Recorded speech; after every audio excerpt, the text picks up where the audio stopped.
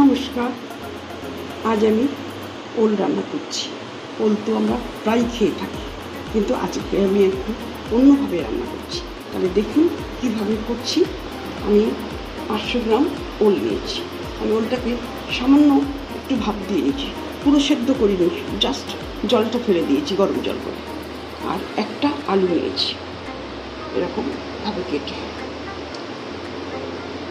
Dice করে কেটে নিয়েছি। আলুটাকে আমি ডাইস করে কেটে নিয়েছি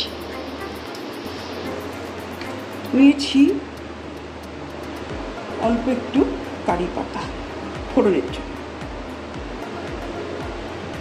নিয়েছি 100 গ্রাম ওজনের নারকেল, আমি মিক্সিতে গুঁড়িয়ে নিয়েছি। ওর সঙ্গে দিয়েছি 2 ইঞ্চি আদা, 4টে কাঁচা লঙ্কা, একটা মিডিয়াম সাইজের টমেটো একসঙ্গে গ্রাইন্ড করে রেখেছি। শুকনো লঙ্কা ফোড়ন একটা দেবো, একটা শুকনো লঙ্কা ফোড়ন দেবো, আর সামান্য জিরে ফোড়ন দেবো। 1 চামচি ধনে গুঁড়ো, 1 চামচি জিরে গুঁড়ো, আর লঙ্কা গুঁড়ো 1/2 চামচি, হলুদ গুঁড়ো 1/2 চামচি, খুব সামান্য চিনি নিয়েছি। চিনিটা আপনারা বেশিও দিতে পারেন, কম দিতে পারেন, নাও দিতে পারেন, সেটা আপনাদের রুচির উপর নির্ভর করছে।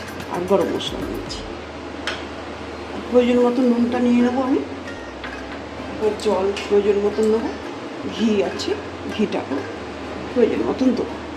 তাহলে দেখে নিন আমি কেমনভাবে রান্না করছি।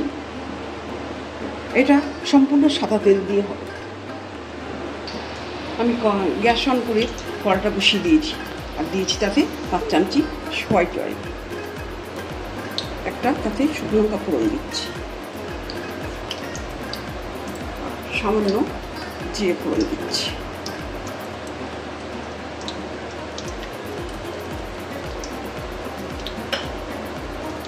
আমি যে কটা কারি পাতা নিয়েছি তার অর্ধেকটা, 2 স্টিক অল্প করে আমি ফোড়নে দিচ্ছি।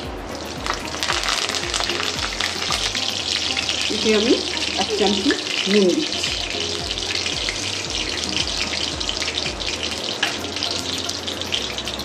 ফোড়নগুলো একটু ফেটে উঠুক, আমি এতে ওল আর আলুটা ভেজে নেব। এবার আমি ওলটা তেলে দিয়ে দিচ্ছি।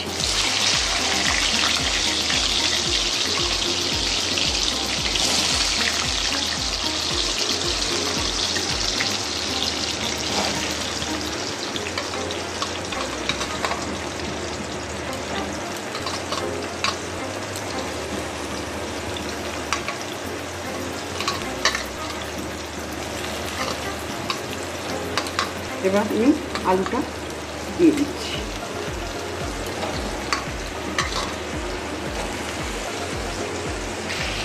আমি ওল আর আলুটা 2 মিনিট এইভাবে ভেজে নেব।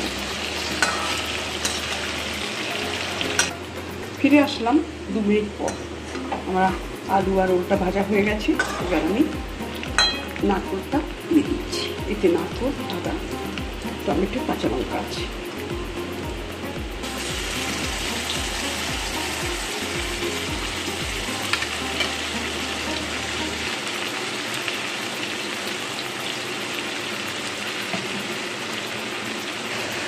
নারকেলের পেস্ট মশলাটা দিয়ে আমি 2 মিনিট কষিয়ে নিয়েছি। এবার আমি এই বাকি মশলাগুলো দেবো, ধনে জিরে, হলুদ, লঙ্কা, সবটাই গুঁড়ো।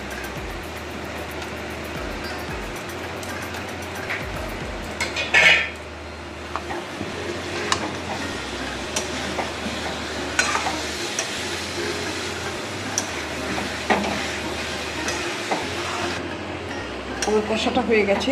আপনারা খেয়াল রাখবেন এই নারকেলের পেস্ট মশলাটা যেন একটু ভালো করে কষা হয়। এবার আমি চিনিটা আর গরম মশলাটা দিয়ে দিচ্ছি।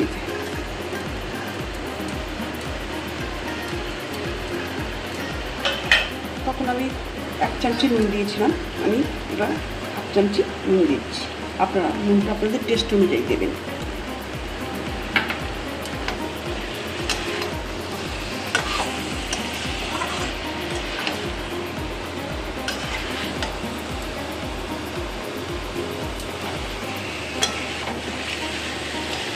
তেলটা ছেড়ে দিয়েছে, কষাটা হয়ে গেছে। এবার আমি বাকি কারি পাতাগুলো দিয়ে দিচ্ছি।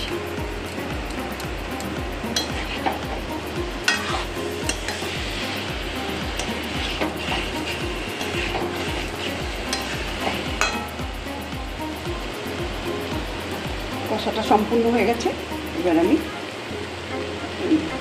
মশলা ধোয়া জলটা দিয়ে দিচ্ছি।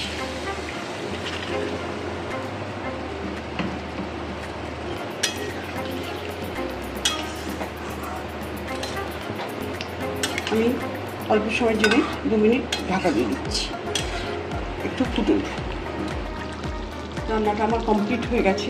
এবার আমি সামান্য ঘি দিয়ে দিচ্ছি।